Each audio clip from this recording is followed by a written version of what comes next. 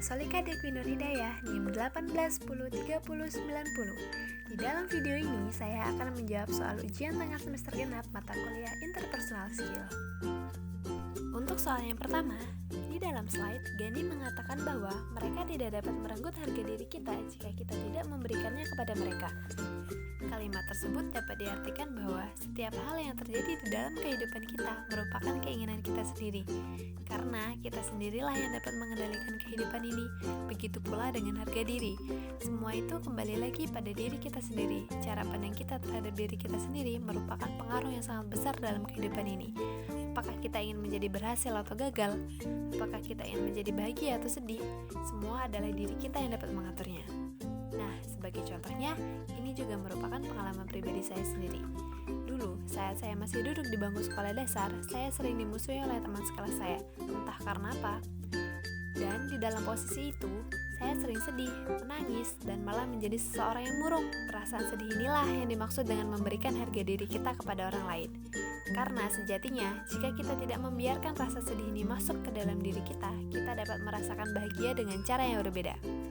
Seharusnya dalam posisi itu saya dapat membuktikan kepada teman-teman saya bahwa saya bisa berprestasi walaupun tanpa bantuan mereka.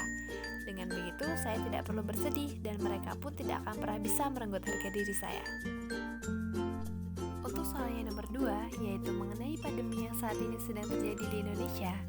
Kita semua juga sudah mengetahuinya bahwa keadaan Indonesia maupun keadaan dunia sedang tidak baik-baik saja karena adanya wabah penyakit COVID-19. Namun, jika kita lihat masyarakat di negara kita seakan-akan tidak mau tahu mengenai wabah penyakit ini, peraturan yang dibuat oleh pemerintah pun jarang ada yang menghiraukannya. Tetapi, kita sebagai pribadi yang proaktif harus bisa menyikapi wabah ini dengan baik. Jangan sampai kita yang malah menularkan virus ini kepada orang lain. Hal utama yang harus kita lakukan yaitu jangan panik dan selalu menjaga imunitas tubuh. Jangan lupa untuk melakukan kebersihan diri, kebersihan lingkungan, dan mematuhi anjuran pemerintah untuk melakukan social distancing. Untuk soal yang nomor 3, yaitu mulai dari tujuan akhir. Mulai dari tujuan akhir dapat diartikan sebagai cara mendapatkan gambaran dalam perjalanan hidup, kemana hidup ini nantinya akan kita bawa.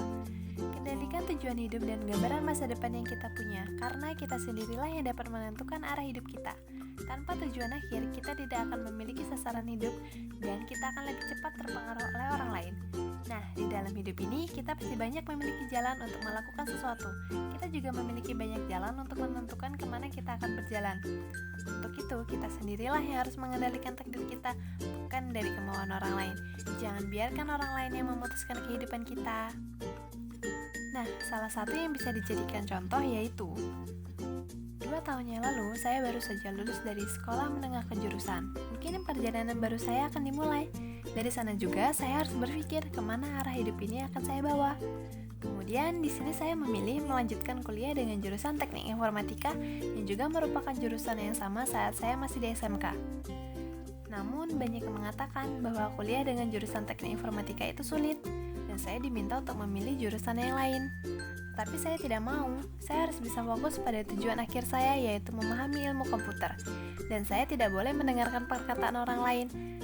Karena jika hal itu terjadi, bisa saja saya akan menyesal di suatu hari nanti. Soal keempat membahas mengenai cita-cita. Jika bicara mengenai cita-cita, sebenarnya saya ingin sekali menjadi seorang entrepreneur atau seorang pengusaha di bidang kuliner. Kenapa saya memilih menjadi seorang pengusaha? Karena menurut saya, seorang pengusaha itu dapat bekerja dengan bebas. Dan kita juga dapat belajar bagaimana menjadi pribadi yang kuat menghadapi sebuah kegagalan untuk bisa bangkit kembali. Dan kenapa saya memilih di bidang kuliner? Karena menurut saya, bidang kuliner itu tidak akan pernah mati. Tapi kita juga harus pandai untuk menyesuaikan keadaan zaman dan minat konsumen di kala itu. Di sisi lain, seorang pengusaha dapat memberikan peluang yang besar untuk orang lain dengan membuka lapangan pekerjaan. Jika saya bisa memulai memikirkan ini dari sekarang dan merencanakannya dengan baik, saya yakin 10 tahun yang akan datang saya sudah mempunyai rumah makan yang sukses dengan menggunakan teknologi yang canggih. Selanjutnya yaitu soal nomor 5. Soal nomor 5 ini membahas mengenai manajemen waktu. Manajemen waktu sangat berkaitan erat dengan manajemen diri. Untuk itu, terdapat 4 generasi dalam manajemen waktu. Generasi pertama. Generasi pertama adalah manajemen yang berdasarkan reminder atau hal yang akan mengingatkan kita bagaimana kita harus memanfaatkan waktu kita. Generasi ini ditandai dengan adanya catatan singkat atau checklist daftar kegiatan yang bisa kita bawa kemana saja. Contoh kegiatannya adalah membaca, menghadiri kegiatan, membersihkan rumah, dan juga membeli kebutuhan sehari-hari. Jika kita sudah selesai melakukan kegiatan tersebut, kita dapat mencoretnya dari daftar checklist. Kemudian di malam harinya, kita dapat menuliskan kembali daftar checklist untuk esokan harinya. Generasi kedua. Generasi kedua adalah manajemen waktu berdasarkan pada perencanaan dan persiapan. Ini ditandai dengan adanya penanggalan dan buku agenda atau catatan mengenai kegiatan yang akan kita lakukan. Generasi ini merupakan pencapaian dalam kerangka tujuan yang sebelumnya telah kita tetapkan. Dalam hal ini, contohnya seperti membuat janji, menentukan deadline dari suatu pekerjaan, dan mencatat seluruh kegiatan yang akan kita lakukan selanjutnya. Generasi ketiga. Generasi ketiga adalah manajemen berdasarkan perencanaan, pemprioritasan, dan pengendalian. Kita harus menyusun rangkaian kegiatan berdasarkan urutan waktu dan hubungan prioritasnya. Contohnya seperti membuat tugas yang ada di kelas online. Kita dapat melihat batas waktu yang sudah diatur sebelumnya, sehingga kita dapat menyelesaikan tugas yang mempunyai batas waktu yang lebih cepat. Generasi keempat. Generasi ini menggeser peran utamanya dari benda ke orang, dari jadwal kepada manusia. Hubungan akan lebih penting daripada deadline dan spontanitas lebih berharga daripada rutinitas. Generasi keempat adalah manajemen waktu bagi pemimpin dengan banyak pemimpin lainnya. Situasi dan kondisilah yang dapat menentukan sistem mana yang bekerja lebih efektif dan efisien. Untuk soal yang nomor 6, yaitu membahas mengenai manajemen diri. Manajemen diri terbagi menjadi 4. Yang pertama ada mengidentifikasikan peran. Mengidentifikasikan peran berarti menentukan peran yang akan kita jalankan nantinya. Ke arah mana kita akan berjalan atau ke arah mana tujuan kita ditetapkan. Untuk itu, di dalam mengidentifikasikan peran ini, saya akan menjadikan diri saya sebagai seorang pengusaha di bidang kuliner, di mana seorang pengusaha itu dapat mengatur dirinya sendiri tanpa mendapat tekanan dari orang lain. Yang kedua yaitu memilih target. Menentukan target dan tujuan sangatlah penting untuk menggapai mimpi kita. Pertama, saya harus meyakinkan diri saya bahwa saya bisa melakukannya. Kemudian, saya harus belajar menjadi seseorang yang mandiri dan berjiwa pemimpin. Hal tersebut perlu untuk saya lakukan karena saya mempunyai target bahwa suatu hari nanti saya bisa membuka rumah makan yang sukses dan membuka peluang kerja untuk orang yang membutuhkannya. Yang ketiga yaitu penjadwalan. Proses manajemen waktu bisa dipilih sebagai proses perencanaan dan pelaksanaan. Perencanaan dibutuhkan untuk menentukan prioritas dalam pembuatan jadwal yang baik.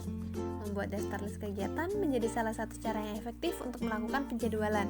Misalnya, menulis list mengenai apa yang harus kita lakukan untuk mewujudkan mimpi itu, dan jangan lupa untuk memberikan deadline-nya. Yang keempat yaitu penyesuaian harian. Penyesuaian harian harus kita lakukan jika kita ingin mewujudkan mimpi kita. Sebelumnya, kita sudah membuat daftar list kegiatan yang akan kita capai. Nah, di sini sebisa mungkin kita lakukan kegiatan tersebut setiap harinya. Mulailah belajar menjadi disiplin dengan apa yang sudah kita tetapkan sebelumnya. Sekian jawaban ujian tengah semester genap mata kuliah interpersonal skill yang bisa saya sampaikan. Untuk kurang lebihnya, saya mohon maaf dan terima kasih.